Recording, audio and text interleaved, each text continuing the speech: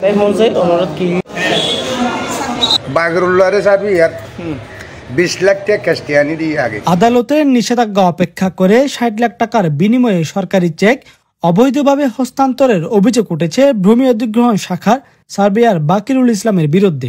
মহেশখালী কালামছড়ার রহমত আলী পারিবারিক সম্পত্তি সরকারিভাবে অধিগ্রহণ করা হয়, কিন্তু জায়গা নিয়ে অপরপক্ষের সাথে কিছুটা বিরোধ থাকায় গত 25শে মার্চ একটি মিস মামলা করা হয় ভূমি অধিগ্রহণ কর্মকর্তা শুনানির জন্য। আদালতের কোনো আদেশ না আসার পূর্বে 60 লাখ টাকার বিনিময়ে সরকারি চেক দিয়ে দেওয়ার অভিযোগ উঠে সার্ভেয়ার বাকিরুলের বিরুদ্ধে।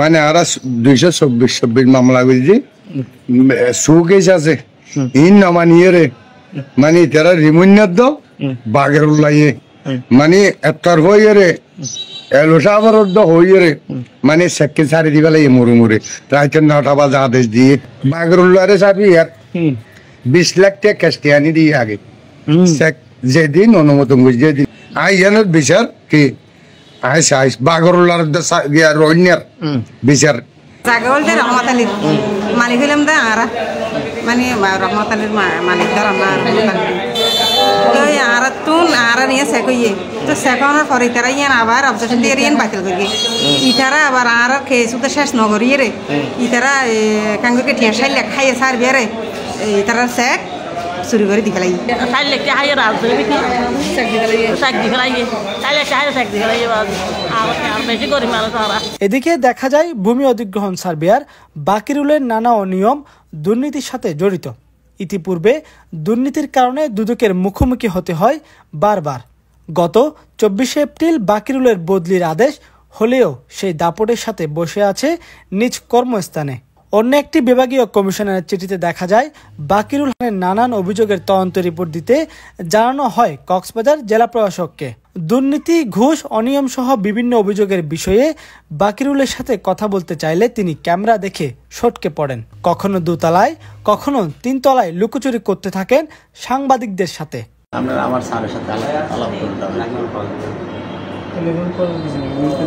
এক পর্যায়ে ক্যামেরার মুখোমুখি হলে তিনি বলেন তিনি এ বিষয়ে কথা বলতে পারবেন না, কিন্তু আমাদের গোপন ক্যামেরায় ধারণ করা হয়। তখন তিনি বলেন এইসব তিনি অফিসের নির্দেশে করেছে। আমাদেরকে আসলে আমি এক কথা বলবো, অফিসারের আদেশ তামিল করতে চাই।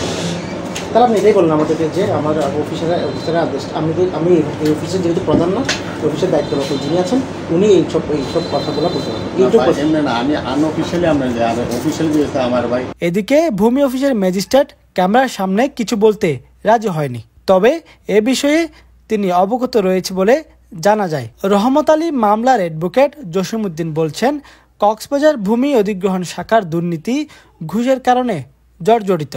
বর্তমানে আদালতে 3টি মামলা রয়েছে। এখন পদক্ষেপ না নিলে বাকিরুল ধ্বংস করে দিবে সব। আসলে আমরা অফিস যেটা দেখতেছি অনেকদিন যাবত এখানে দুর্নীতির আঁকড়া হয়ে পড়েছে।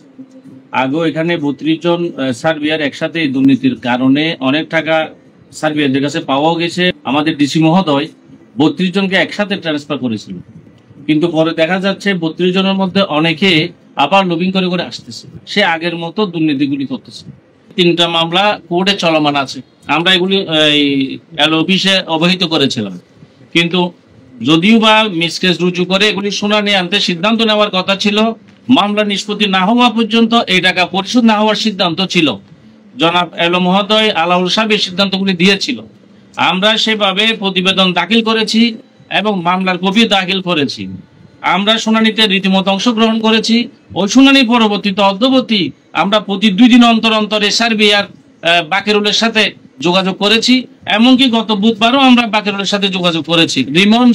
রিমনের সহায়তায় এই কাজগুলি হয়েছে এবং বাকিরুল সহ এই কাজগুলি করেছে, টাকাগুলি তাদেরকে দিয়ে দিয়েছে।